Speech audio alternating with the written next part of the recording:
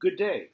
My name is David Wild, and this is the first part of a three-part lecture on Chapter 4, The Organizational Environment, from Connect Master Management 2.0.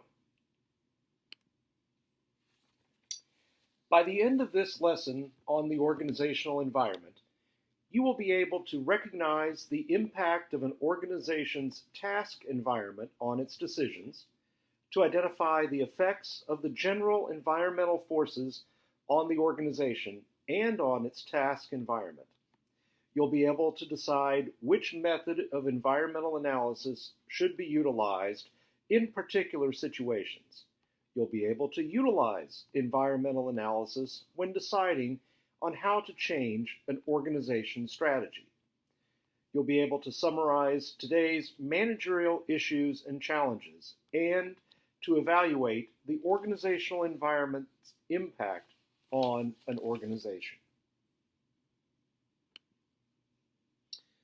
And so now let's talk about what the organizational environment is and what it encompasses. From a definitional standpoint, the organizational environment encompasses all of the factors, forces, and groups that are both inside and outside the organization. Before you can fully understand the dynamics of the organizational environment, you must first be able to identify an organizational stakeholder. Again, definitionally, a stakeholder of an organization is any individual or group impacted by that organization. Internal stakeholders are those who work and are responsible for the inner workings of the company. Internal stakeholders include the company's owners and/or stockholders, its employees, and the board of directors. These stakeholders and their activities make up the internal environment of the organization. The internal environment of the organization is created by its internal stakeholders. An organization's strategy, culture, technology, policies, procedures, and intellectual capital are just some of the components of an organization's internal environment. Managers, functional employees, owners, and the board of directors comprise the internal team of the organization. How these groups work together as they try to navigate the firm through numerous obstacles and pitfalls is a direct result of the organization's internal environment. A perfect reflection of an organization's internal environment is the formulation and execution of its strategic plan. An organization's strategic plan is typically the main responsibility of the upper-level management team. Determining just who in the top management team will participate in formulating the strategic plan and exactly how the organization's employees will execute the plan are both important clues to the details of an organization's internal environment. For a strategy to be effective in any environment, it must allow the organization to take advantage of opportunities, to avoid threats, and to consistently adapt to the challenges and opportunities the environment presents. Now, a thorough knowledge of the external environment is extremely important to all organizations. Some of the external elements and conditions include everything from governmental policies and procedures to various economic indicators and changing social trends. These factors affect organizations by influencing managerial planning, decision-making, and subsequently the day-to-day operations of the organization.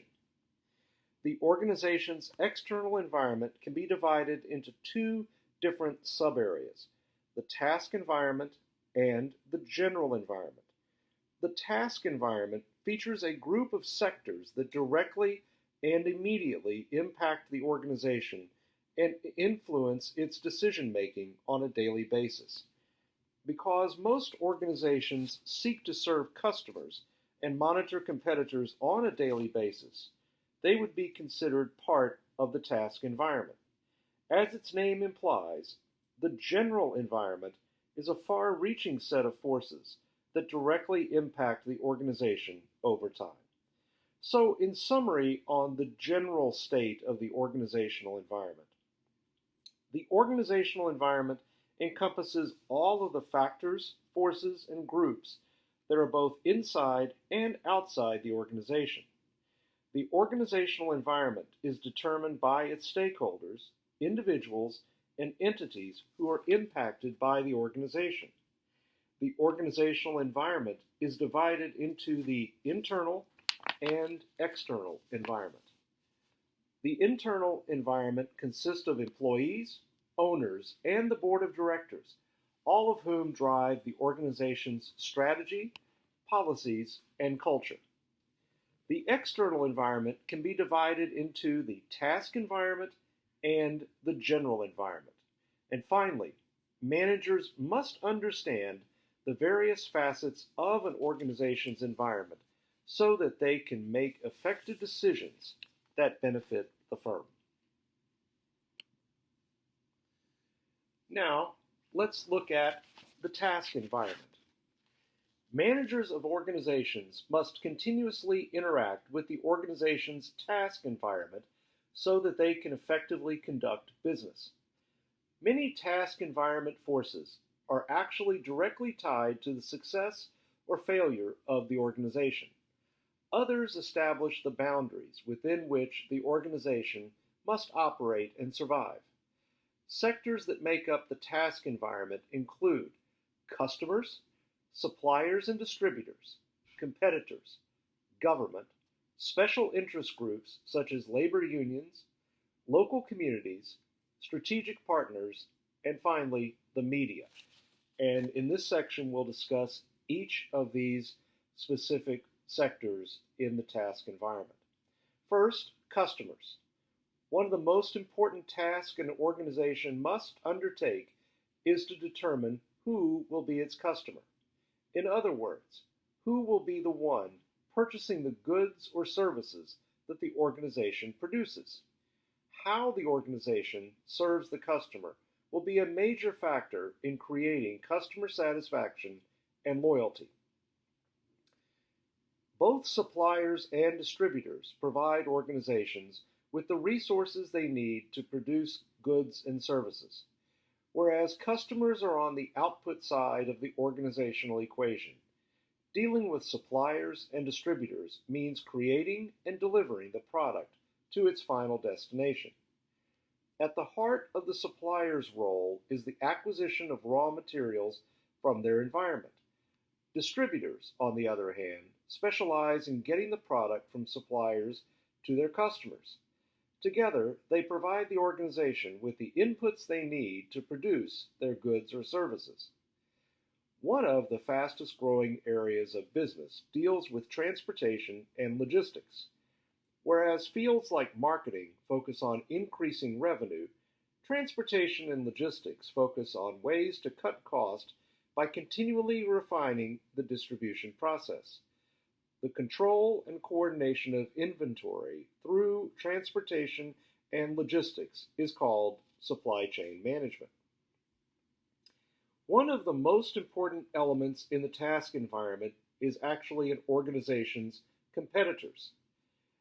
Competitors are organizations or individuals that produce a similar product or service aimed at customers who would traditionally be served by your company. Organizations must always be aware of the competitive environment within its particular industry. How an organization responds to its competitors will go a long way to shaping its competitive advantage. Developing a competitive advantage involves an organization identifying what it does better than its competitors and focusing on those factors to gain and maintain an advantage. Government and business go hand in hand. For as long as we have had organizations, we have had governmental activity trying to both stimulate and to control the U.S. business environment. Laws such as the Sherman Antitrust Act, enacted in 1890, forbid business practices that seek to create a monopoly by reducing competition in the marketplace. Other legislation, such as the Civil Rights Act of 1964 and the Americans with Disabilities Act of 1990, seek to create an inclusive work environment free of discrimination. Still, other laws focus on reforming the financial sector, such as the 2010 Dodd-Frank Act, and protecting investors from fraudulent corporate accounting, such as the 2002 Sarbanes-Oxley Act. Governments also offer grants and subsidies to support particular organizations, such as firms focusing on alternative energies and rail service. Government also creates specific agencies to deal with business activities within a certain area. Companies must also be able to adjust the way they do business whenever the government or its agencies pass a new law or issue a new directive. In sum, it is important to note that these agencies establish the rules and standards that an organization must follow in order to legally conduct its operations. Special interest groups come in a variety of forms and sizes and advocate for an assortment of issues that their members strongly believe in. These groups tend to be made up of like-minded individuals who are extremely passionate about a particular issue or a specific group of issues. If a special interest group can effectively coordinate its members, the sky is the limit for its potential to influence many aspects of society. One special interest group that has a significant impact on organizations is the labor union. A labor union is a legal representative of a group of workers. Unions negotiate with management on behalf of their members. Some of the issues unions bargain for include wages, raises, bonuses, benefits, and working conditions. Unions also may try to influence government policy by lobbying the government on specific issues that may affect their members. Depending on the state in which the union operates, new employees may have to sign a union security agreement. This contract forces new members of the organization to join the union. On the other hand, right-to-work laws forbid these union security agreements, thereby disallowing union membership as a requirement for employment. Local communities. Where an organization decides to physically locate is one of its most important decisions. Many cities and states offer tax advantages and other incentives to lure organizations to locate their factories, headquarters, retail sites, or distribution centers within their borders. These organizations provide jobs for local residents and financial support for the community. The community, in turn, provides the customers, as well as the human, financial, and physical resources that the firm will need to successfully conduct business. In certain industries, such as semiconductors and biopharmaceuticals, many firms, research labs, and universities are located in geographic clusters or agglomerations, providing firms with access to specialized workers and knowledge through hiring, collaboration, and networks to enhance their innovation efforts. Examples of these would be Silicon Valley in California and the Research Triangle in North Carolina. Strategic partners. Strategic alliances are formed when two organizations must serve the same customer, and each organization cannot perform the task alone. Although many of these relationships are formed out of necessity, and some are even forced, many working partnerships are naturally formed over time. Finally, the media. Mass media includes all forms of communications intended for a large audience.